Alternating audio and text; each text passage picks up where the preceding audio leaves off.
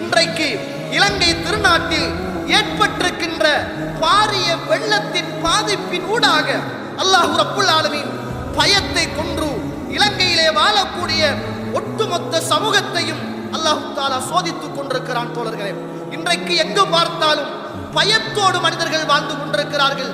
சூறாவளி அடிக்குமோ, காற்று மீண்டும் வருமோ, எங்களுடைய வீடு வாசல்கள் அழிக்கப்படுமோ, எங்களுடைய உயிர்கள் கொல்லப்படுமோ, உயிர்கள் பறிக்கப்படுமோ, நோயாளிகள் அழிந்து விடுவார்களோ, சிறிய பிள்ளைகள் மரணித்து விடுவார்களோ என்ற பயத்தோடு, சொத்தின் மீது உள்ள பயம், வீட்டு வாசலின் மீது உள்ள பயம், தன்னுடைய உயிரின் மீது உள்ள பயம், ஒட்டுமொத்த உறவுகளும் பயத்தால் சோதிக்கப்படுகிற ஒரு காலகட்டத்தில் நானும் நீங்களும் வாழ்ந்து கொண்டிருக்கிறோம்.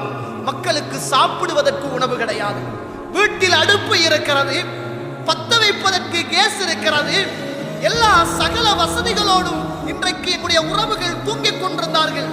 ஆனால் அந்த வீட்டில் வாழ முடியாத ஒரு சோதனை, சாப்பிட முடியாத ஒரு சோதனை.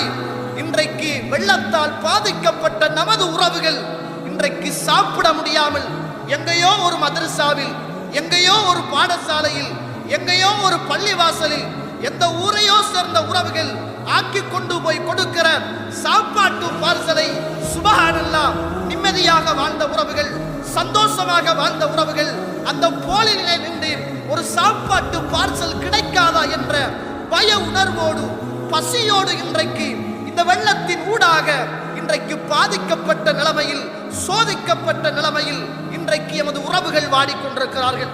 வணக்கு சிம்மினல் அப்பால் இன்றைக்கு பல்லாயிரக்கணக்கான விளைச்சல் நிலங்கள் பாதிக்கப்பட்டிருக்கிறது, பல்லாயிரக்கணக்கான உயிர்கள் இன்றைக்கு பாதிக்கப்பட்டிருக்கிறது, பல்லாயிரக்கணக்கான பொருளாதாரம் இன்றைக்கு சேதமாக்கப்பட்ட நிலைமையில் இன்றைக்கு நானும் நீங்களும் இன்று வாழ்ந்து கொண்டிருக்கிறோம். வல்லம்புஸ், இந்த சோதனைகளில் உயிர்களும் விதிவிலக்கு இல்லாமல் நிறைய உறவுகள் மரணித்து போயிருக்கிறார்கள் என்ற செய்தியை நானும் நீங்களும் மறந்துவிடக் கூடாது.